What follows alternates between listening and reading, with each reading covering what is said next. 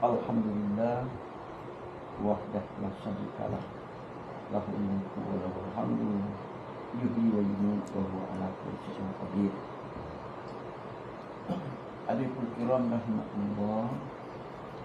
Dan sekali kita bersyukur kepada Allah Subhanahu wa taala yang telah memberikan kekuatan, kesempatan, waktu untuk kita lahir batin sesuai dengan nawaitu dari perangkat Malaysia mengunjungi beberapa tempat di Islam Sumatera Utara ini.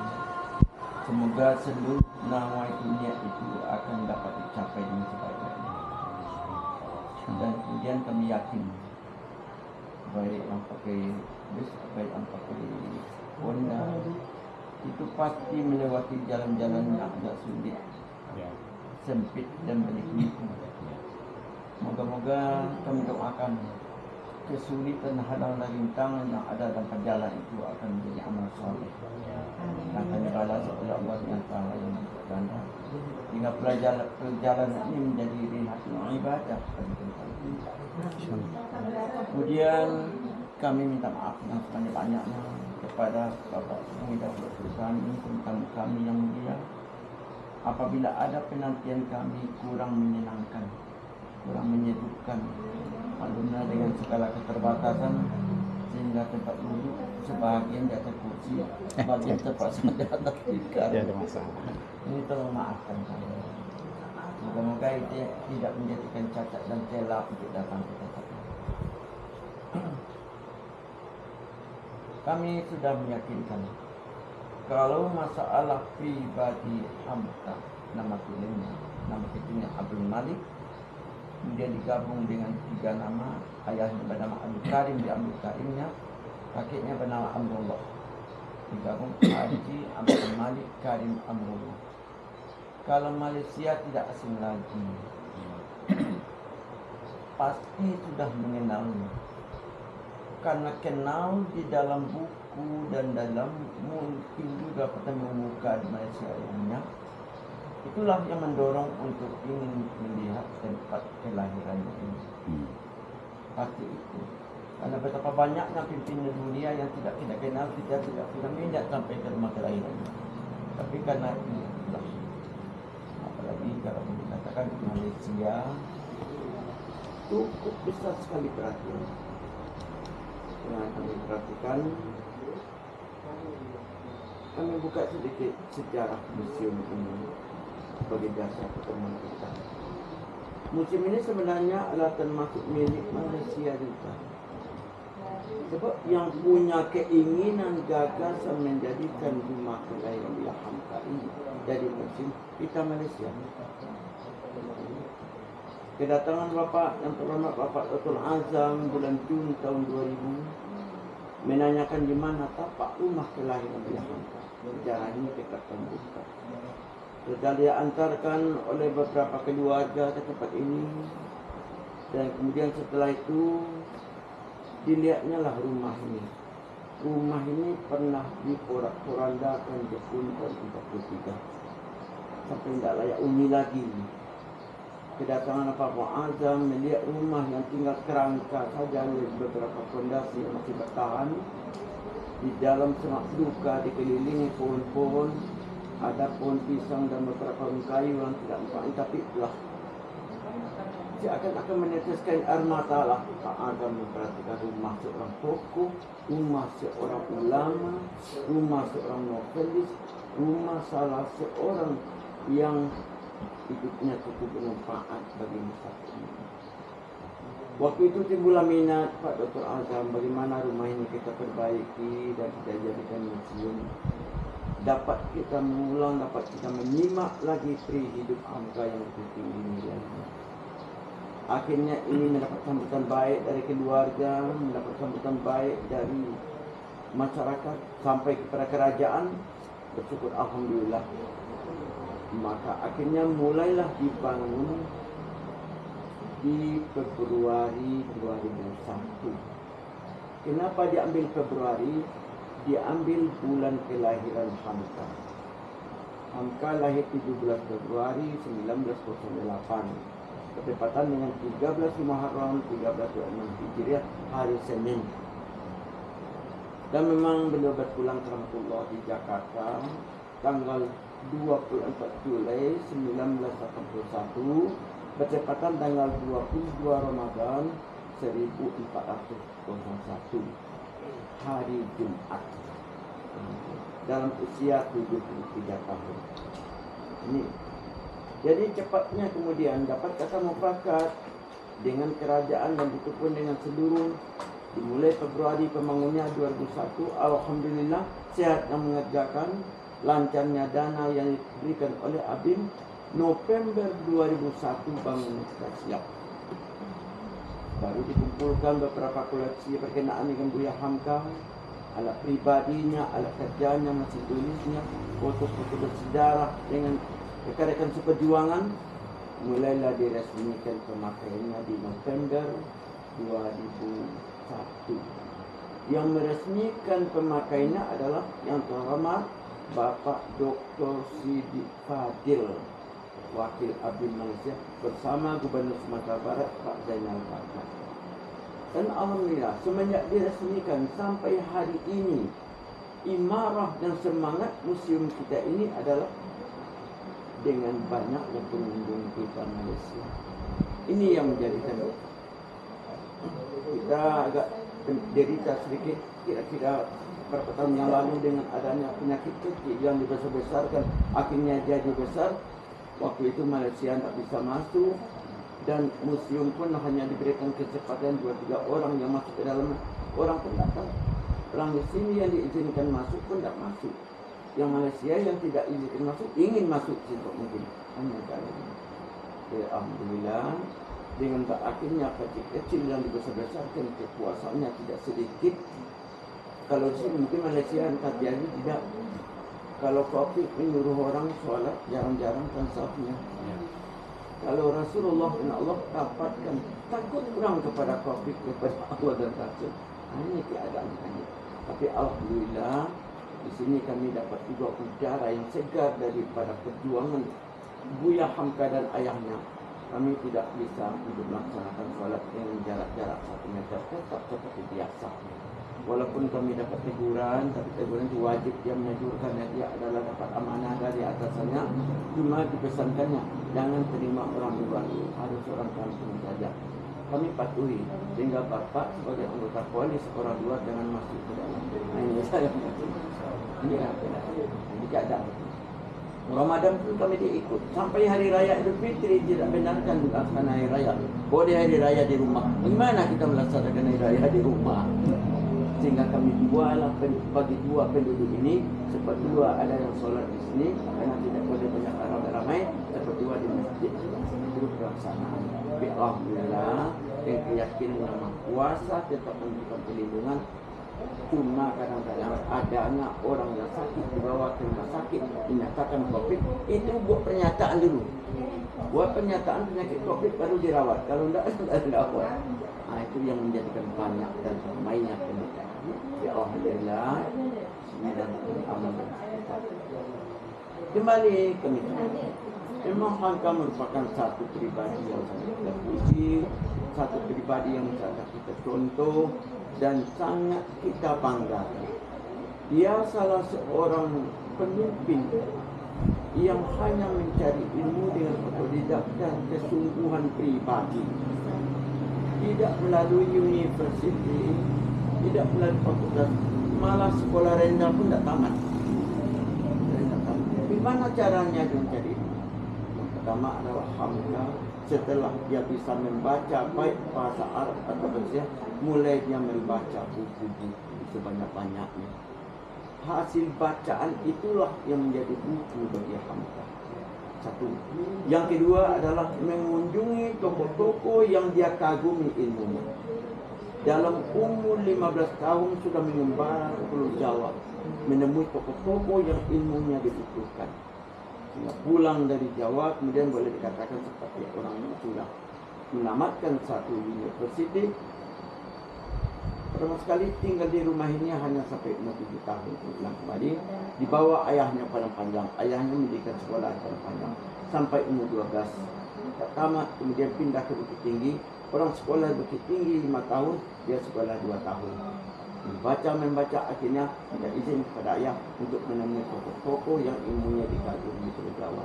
2 tahun di Pulau Jawa, kembali dia ke Padang Panjang, ingin mengajar di sekolah yang dibikin ayahnya, tapi waktu itu ketua sekolah bukan ayahnya, orang lain.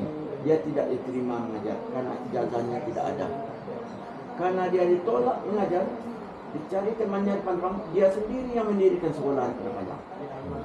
Dia yang mendirikan sekolah. Ini sudah didirikan sekolah, dipimpin sekolah bernama sekolah pertama yang bikin Hamka adalah Tabligh School. Langsung dididik untuk menjadi majalah. Lahir pula waktu itu majalah namakan Fatihul Ummah. Mulailah dia menulis buku pertama sekali umur 17 tahun waktu itu, dan tulisan pertamanya adalah Fatihul Ummah. Dia seorang yang wartawan, dia seorang sejarawan, dia seorang sastrawan, dia seorang ulama. Kalau ulama memang turun-temurun dari kakinya sudah ulama. Ini saya. Akhirnya dia sebenarnya Hamka umur 17 tahun dia diminta oleh Makassar untuk mengajar di Makassar. Tapi 2 tahun dia mengajar Makassar, dia kembali ke Padang Panjang. Tukarlah nama Tabligh School dengan Kuliah Balighin. Dipimpinnya 2 tahun, dia dapat panggilan pula dari temannya untuk menjadi majalah di Medan. Pindah ke Medan. Di Medanlah Medan yang paling banyak menulis, mulai pada novel-novelnya di Medan, dia termasuk agamanya, sosialnya, banyak. Tahun 49 pindah ke Jakarta, diminta oleh Menteri Agama. Pindah ke Jakarta diminta sebagai dosen terbang, artinya dosen mengajar sebagian ilmunya di Berkeley University. Disitulah Universitas Mustopo menganugerahkan kepadanya jabatan profesor guru besar. Kemudian tenarnya Hamka melalui tulisan dalam tulisannya diundang oleh Mesir tahun 58 memberikan kuliah umum tentang sejarah umat Islam oleh Al-Azhar Mesir. Tahun 59 dia dikasih Dr. Honoris Causa Fikriyah. Indah bahasanya. Malaysia pun adalah rindu mendengarkan ceramahnya. Tahun 73 diminta oleh UGM memberikan kuliah umum di UGM Malaysia, dan kemudian tahun 74 dikasih Dr. Honoris Causa Sastra. Seorang yang tidak menamatkan sekolah rendah pun jadi profesor, jadi doktor. Ini bagaimana caranya baca? Dia ada banyak membaca. Hamka kalau membaca sebuah buku pasti lahir buku. Kalau berkunjung ke suatu daerah lahir buku. Dia lebih suka kalau mengunjungi suatu daerah pada undangan, mengunjungi museum dan pustaka. Museum dan pustaka. Waktu belajar di Padang Panjang saja dia jalan kaki melintasi bukit ini. Tidak melalui laut jalan. Apa gunanya? Karena keterbatasan biaya pada waktu itu, dia tidak mau naik kendaraan, jalan, uang dipergunakan menyewa buku di pustaka dan menjelajah. Inilah keadaan Hamka. Dengan Hamka salah seorang kepintaran dan kepiawaian serta keilmuan Hamka. Pemilu pertama Indonesia dia diminta duduk di parlemen. Bukan dia yang diminta duduk di parlemen. Duduklah dia anggota konsentrasi di parlemen hasil pemilu pertama. Tapi kemudian kawan akrabnya waktu itu, teman sejawatnya di Bengkulu, yang sangat indah perjuangannya adalah Presiden pertama Indonesia Soekarno. Sampai kemudian di tengah jabatan Soekarno yang sudah mulai diracuni pikiran komunis, berlawanan dengan pikiran Hamka. Di parlemen Hamka duduk, rezim Soekarno ingin merubah dasar negara Indonesia dari Ketuhanan Maha Esa menjadi Nasakom, Nasional Agama Komunis. Hamka marah. Hamka tidak merestui. Apalagi terjadi yang sangat memberikan Hamka sangat marah adalah adanya niat daripada rezim Soekarno mengadakan konfrontasi dengan Malaysia. Mungkin kita yang sudah berumur sudah ingat dengan kata-kata Ganyang Malaysia. Hamka menemui Soekarno. Wahai saudaraku Soekarno, keputusan itu tolong cabut kembali, itu sangat salah. Malaysia itu jiran kita, Malaysia itu sahabat kita, Malaysia itu seiman dengan kita. Tanah air yang paling besar artinya adalah syahadatain ini. Kalau sudah bersyahadat saudara kita, jangan kita mengadakan konfrontasi ini. Tapi Soekarno sudah mulai mempergunakan kekuasaan jadi kebenaran, bukan yang benar berkuasa, malah Hamka dikeluarkan dari parlemen. Dia dikeluarkan parlemen tahun 63. Fitnah belum juga berakhir. Setahun dia di luar memberikan keterangan bagaimana sebabnya dia dikeluarkan, partainya dibubarkan. Tahun 64 dia ditangkap sesudah sholat Jumat al-Jumat. Dibawa ke rumah tahanan, ditanya 15 hari 15 malam tanpa istirahat kecuali makan dan sholat. Akhirnya Hamka dituduh dengan 3 tuduhan. Hamka dituduh membuat kekuatan ingin merebut kekuasaan.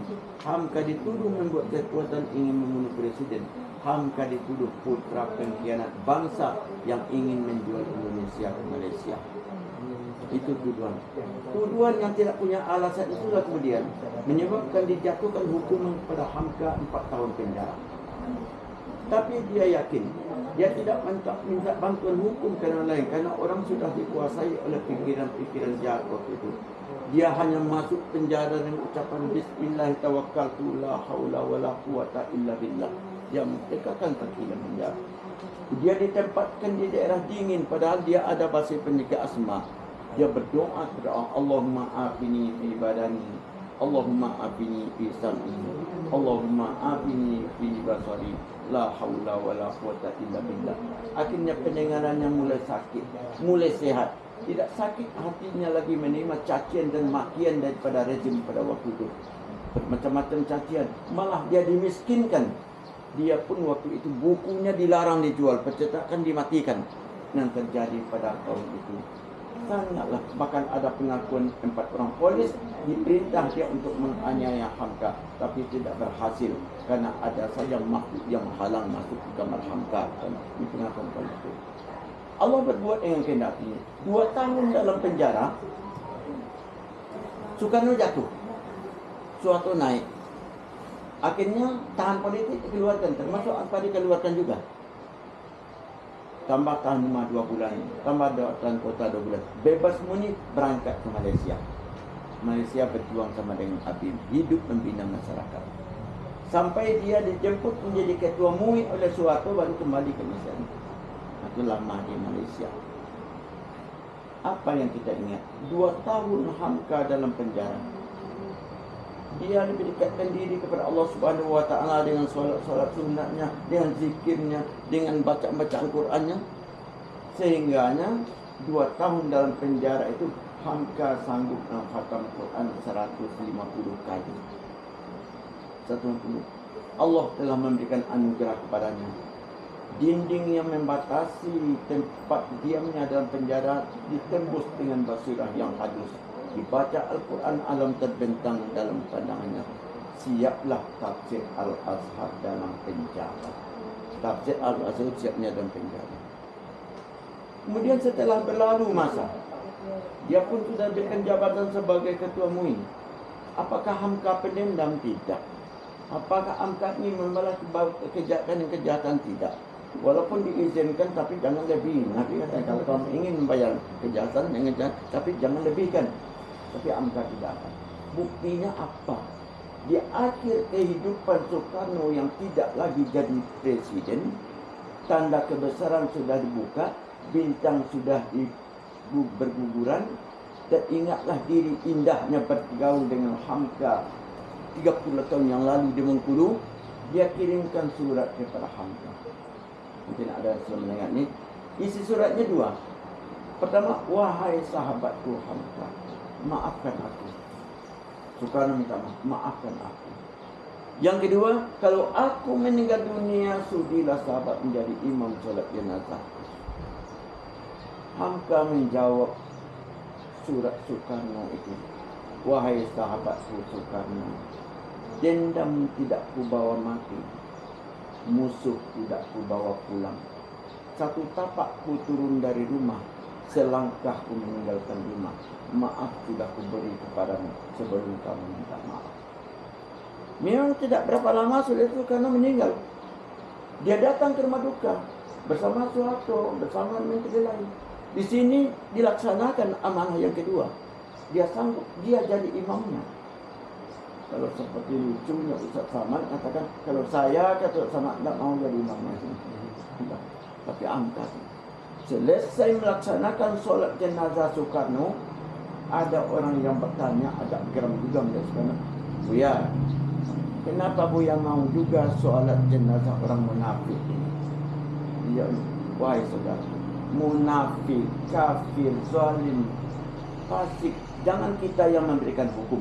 Kita serahkan kepada Allah Subhanahu wa Ta'ala. Hari ini kata Mbak, lebih baik kita mengenal kebaikannya daripada keburukannya. Kita pun orang yang bersih, ada juga noda dan salah kita. Coba kamu pikirkan, dalam memperjuangkan kemerdekaan kita, dia pernah juga masuk penjara, kedua penjara. Dia pernah juga hidup di hutan belantara.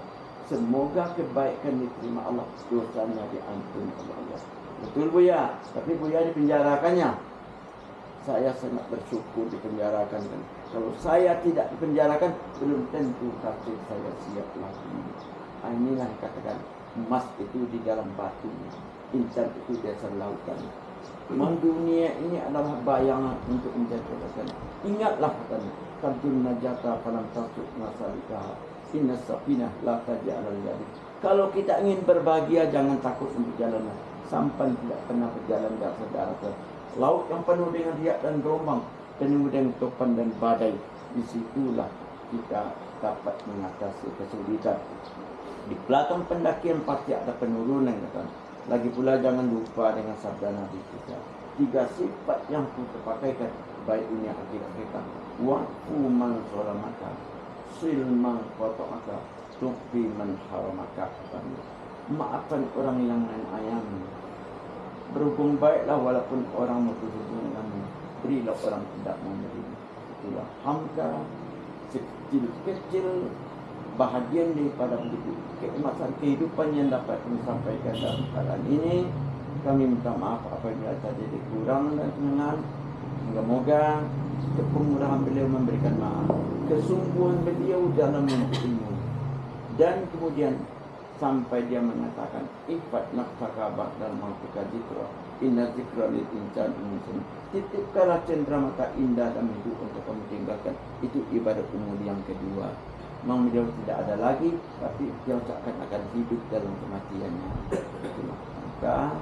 Dan banyak maaf sekali lagi, Malaysia sudah lebih mengenal dari kami di sini, sehingga di sini beliau lebih dikenal orang setelah tiada.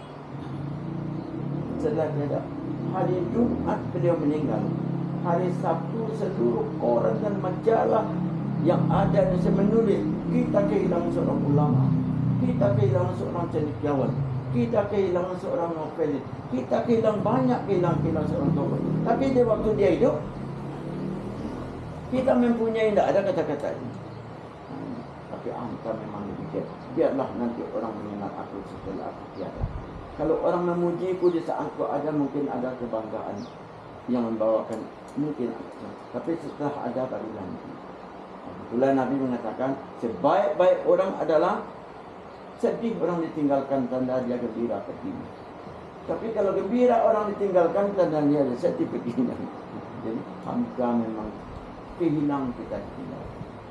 Ini lagi apa kami minta maaf kalau sudah kekurangan, apalagi kata-kata terakhirnya waktu dia dinobatkan menjadi ketua MUI secara aklamasi seluruh organisasi Islam Indonesia tanpa pemilihan, hamka kita angkat ketuanya. Tidak ada yang tidak. Dia katakan perpecahan menumpukan kekuatan, pertikaian akan menguntungkan musuh Tuhan. Hanya iman tauhid dapat menyatukan. Tuntutan agama kita jadikan tujuan. Hanya maaf, mendoakan semoga perjalanan ini menjadi berkah bagi kami, dan kami minta maaf dari kekurangan kealpaan kami, dan mari kita berdoa kepada Allah Subhanahu wa taala. A'udzubillahi minasyaitonir rajim. Bismillahirrahmanirrahim. Alhamdulillahirabbil alamin. Wassalatu wassalamu ala asyrafil anbiya wal mursalin wa ala alihi wa ashabihi ajma'in. Allahumma ighfir lana dzunubana wa liwalidina warhamhum kama rabbawna shighara wa li jami'il muslimina wal muslimat wal mu'minina wal mu'minat al ahya'i minhum wal amwat. Allahumma ij'alna mutawaffiqin wa la taj'alna mutafarriqin. Allahumma ij'alna mutawaffiqin wa la taj'alna mutafarriqin. Allahumma inna nas'aluka salamatan fid din wa afiyatan fil jasad wa barakatan fil rizqi wa ziyadatan fil ilmi wa taubatan qabla al-maut wa rahmatan indal maut wa maghfiratan ba'da al-maut wa afan indal hisab ya rabbal alamin. Amin amin ya rabbal alamin. Sallallahu alaihi wasallam Muhammadin wa ala alihi wa sahbihi. Amin. Walhamdulillah.